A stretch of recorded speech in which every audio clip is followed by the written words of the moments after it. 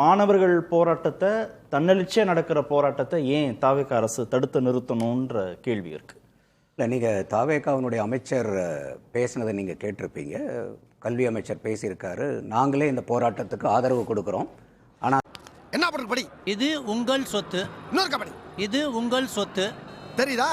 கொடுக்கலன்னா மெரினா வந்து is it a designated place for conducting a protest. அப்போது நமக்கு வந்து இது நம்மளுடைய விம்ஸ் அண்ட் ஃபேன்சிஸ்க்கு பாரதிய ஜனதா எதிர்ப்பை காமிக்கிறோம், அவங்க எதிர்ப்பை காமிக்கிறோங்கிறதுக்காக இங்கே வந்து திருப்பி வந்து ஒரு மக்களை திசை திருப்பக்கூடிய அரசியல் செய்ய வேண்டியதில்லை. காலேஜில் ஸ்டூடெண்ட்ஸ்க்காக நீங்கள் நிற்கிறத பார்த்ததும் எனக்கு நம்பிக்கை வந்தது.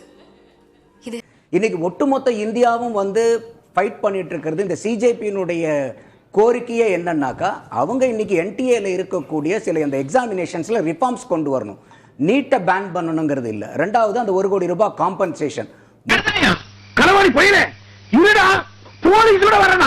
பிரதான் கட்டாயம் ராஜினாமா பண்ணணும். காரணம் என்னன்னா, அவர் 1997 வந்து ஏபிவிபியினுடைய நேஷனல் செக்ரட்டரியா இருக்கும்போது ஒரிசால இதே மாதிரி பேப்பர் லீக் கேஸுக்கு அவரு போராடி அடி வாங்கி எலும்பெல்லாம் உடைச்சுக்கிட்டவர்.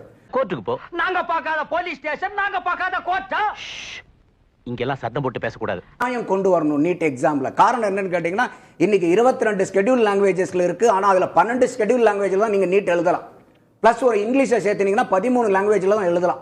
அப்ப மீதி அந்த ஸ்கெடியூல் லாங்குவேஜ்ல படிக்கக்கூடிய கிளாஸ் படிக்கக்கூடியவங்களுக்கு என்ன பண்றது? நான் இந்த ஊருக்கு வந்ததோட நோக்கம் உங்க அறியாமைய போக்குறதுக்கும், எது உண்மை எது பொய்ன்னு புரிஞ்சுக்கிற பகுத்தறிவை வளர்க்கறதுக்கும்.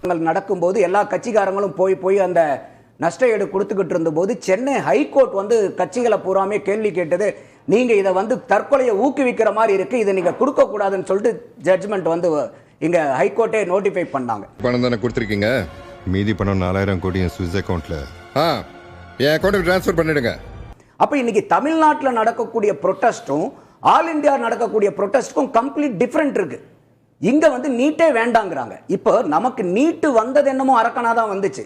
ஆனா அந்த அரக்கன தேவதையா வந்து எடப்பாடியார் ஐயா அந்த 7.5% உள்ளொதுக்கீடு மூலியமா கொண்டு வந்தார். என்ன தெரியாது மாப்பிள, அந்த அம்மா கிட்ட இவன் பொட்டி வாங்கிட்டான், இவன் பேசல பொட்டி பேசுது.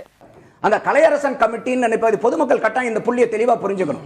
கலையரசன் கமிட்டி ஃபார்ம் பண்றாங்க போது அவங்களே என்ன சொல்றாங்கன்னாக்கா, அந்த 2016 34 மாணவர்கள் தான் அரசாங்க பள்ளியில படிச்சவங்க மருத்துவக் கல்லூரிக்கு போனது.